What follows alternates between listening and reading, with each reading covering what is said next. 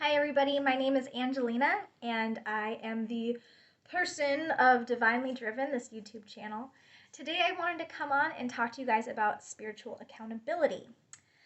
Spiritual accountability is this really awesome thing where you create a community of people, maybe even not even a whole community, maybe just one or two people, who come into your life to support you on your spiritual path. They're the people who come in and say, hey, have you meditated today? Or, hey, have you reached out to so and so about maybe getting a reading or getting a healing? That's those people who really come into your life, whose main sole goal is to keep you in a state of support and love. Why is that so important? Well, I'm going to tell you why. Because if you're anything like me and you're operating in this world of people who aren't spiritual, there's a lot of things that come into play that may feel like a vibrational attack. So you may walk about your day and just really feel like you're high vibrational, that you really feel like you're happy, you've got a lot of cool stuff going on, you're meditating, you're doing all the things that you love that keep you in that like happiness, love state. And then you walk out your door and you're driving in your car and somebody cuts you off. Oh my God, like, why do people do that? Why do people have to be so selfish? Well, there's a notch in your vibration, right? Brings you down in that vibration just a little bit. Or you may be talking to somebody and they're asking you like, hey, do you ever go to church? And you go, well, yeah, I go to a spiritual church. Or no, I'm really not religious. I really prefer to be in that spiritual community. And then they start lecturing you about how that's devil worship or evil or bad in some way. There's another little notch in your vibration, right? Another little downgrade that may come into play. Well, then maybe you go around a spiritual person, somebody that you consider to be spiritual, they consider themselves to be spiritual, and you start talking about your YouTube channel or your Facebook page, and you've got all this cool stuff going, and you had this amazing reading, and then they're like, well, yeah, I guess that's cool, like, good job, or whatever. They just make you feel like, oh, that wasn't really as great as I thought it was. And there's another a little downgrade in that vibration. And suddenly you went from so high vibrational and happy to, wow, I really just kind of want to go to bed and just be done. Like that, this has been a really hard day. Or you're just exhausted from all the energies that you've been consuming. So you come into this place and you feel like all things in the world are suddenly stacked against you. And it's kind of becomes all about you, right? Like you went from having this super high vibration to wanting to be helpful, hopeful, and healing, and going out there and just feeling great to everything sucks and nothing is good for me and everybody hates me and I hate everybody, whatever the case may be. And we really have these things, and I call them vibrational attacks because they're very inadvertent, right? Nobody is purposely attacking your vibration. But then what happens is, because you're out there and your vibration has just lowered, now you're attacking other people's vibration. And you're coming into this place of like, well, why is your business doing better than mine? Like, I'm doing all these things right. I'm doing all these things I'm supposed to be doing. Or, you know, oh, you think your church is so much better than mine. You think you're so good, so much better than me. You're up on this pedestal because you go to church and I don't. Whatever the case may be, all vibrations, all of these things are projections. It's projected at you and then it's projected out of you to somebody else.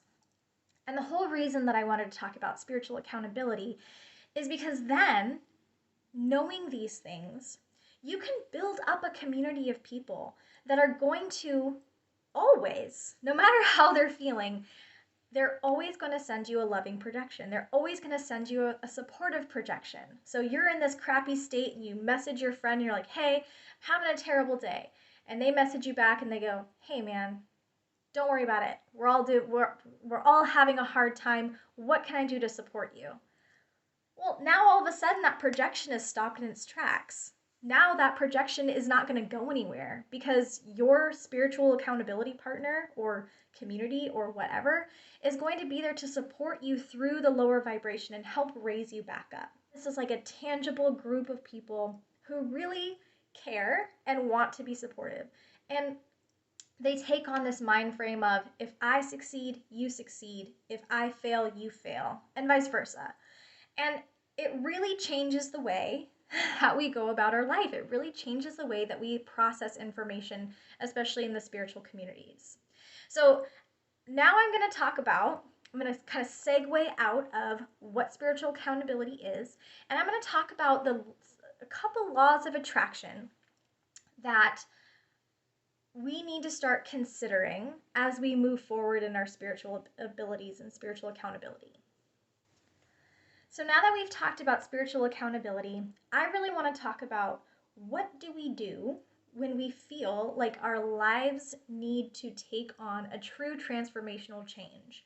Because I'm going to be honest with you guys, it's not enough for us to come in and say, I'm a spiritual being and I'm working on spiritual stuff. It's not enough unless we're actually walking the walk and talking the talk. And if you're anything like me, walking the walk and talking the talk can be very difficult from day to day, from moment to moment, because of these spiritual vibrations, the ones that I'm projecting out and the ones that are being projected out towards me. So there's 18 laws of attraction, but for the sake of this discussion, we're going to talk about 2 of the laws. The first law we're going to talk about is the law of lack. So if you are a spiritual person or a person in general, and you are recognizing that you're living in the state of lack. So what does that look like? I'm not making enough money at my job. Every time I go to work, I just feel really unhappy. I feel like I'm completely stagnant in my relationship. We never talk about anything of substance. Those are laws of lack. Those are like the epitome of the law of lack. Because what you're doing is you're putting out to the universe that you don't have something. I don't have financial independence. I don't have a relationship I'm fulfilled in. I don't have a job that really uplifts me and makes me feel like I really know what I'm doing. Whatever the case may be, you are not exuding the higher vibration that is required. That is the goal of spiritual people. So when we're noticing that we're in this law of lack, how does that look to other people? What is being perceived by the community that you're in? Well, in your job, it looks like you're unhappy and you're unfulfilled and you're not getting something. In your relationship, it looks like bickering and fighting and constantly being on your partner's back about not being good enough, not being aware enough, whatever the case is. In our friendships or in our businesses, it looks like competition. Like, you have something I don't have, why don't I have it? You're doing better than me, and it's what am I not doing to be as good as you? In our other world, like in our personal, not relation-y with anybody else, but it looks like scrolling on Facebook for hours and hours, or watching YouTube, binge watching Facebook, or binge watching Netflix for hours and hours, whatever the case is. It's this state of distraction.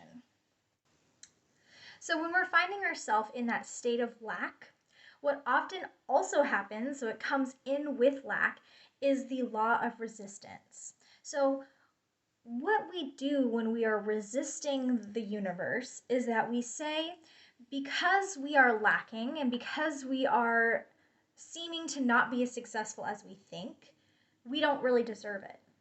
So I'm manifesting for $1,000, but I really only feel like the universe, and that's unrealistic. And I really only feel like the universe is going to give me 300 because $1,000 is a lot of money. So yeah, I'm manifesting this. I'm going to get this, but I don't really believe that I deserve it. I don't really believe that it's reasonable for me to request it. I don't really think I'm good enough to have it because I'm not as successful, or I'm not as smart, or I'm not as high vibrational as other people, because that's what I've put on myself. And that's now what I'm putting on the universe. So the universe is looking at you are focusing on your lack, and you're focusing on this idea of what is reasonable and appropriate. And those 2 things together create a lower vibrational within yourself and within the community that you're serving or within. So you're getting that from them and they're getting that from you. So systematically, as a community, the vibrations are being lowered. And I'm not saying this is like a fault thing. This is like a habit thing. This is something that we're told to do. This is something that we're raised to be a part of. We are raised to operate on deserve. I deserve this. You deserve that. This entitlement feel. So when we're recognizing that our communities are not in alignment, so I'm not going to say right, I'm not going to say wrong. It is what it is. There's no like good, bad, right, wrong, good, evil. There's none of that. It just is. So when you're recognizing that the community that just is not in alignment with what you want, what you're manifesting, what you hope for as a high vibrational being, when you're recognizing that these things are no longer serving you, what do? Right? And so many people are like, well, I just drop off, right? Like, I just, if you're not going to be high vibration with me, you don't need to be in my life. That doesn't work, you guys. It doesn't work for you to just cut cords, cut it off. Don't let those people be in your life anymore. Because that's exactly the opposite of building each other up. It's the exact opposite of projecting love energy and healing energy out to the community that you're in. When you're cutting people off, you're systematically keeping the vibration low. So you're continuing to perpetuate a lower vibration. So what do we do then?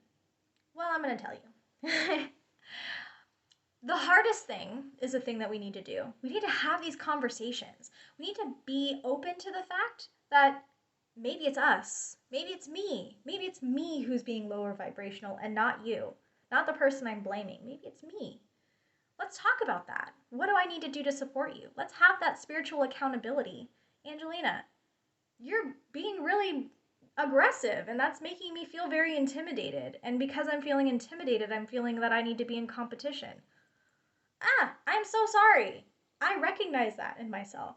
I recognize that maybe I'm doing that, and I'm going to work to stop doing that. Now I've healed something.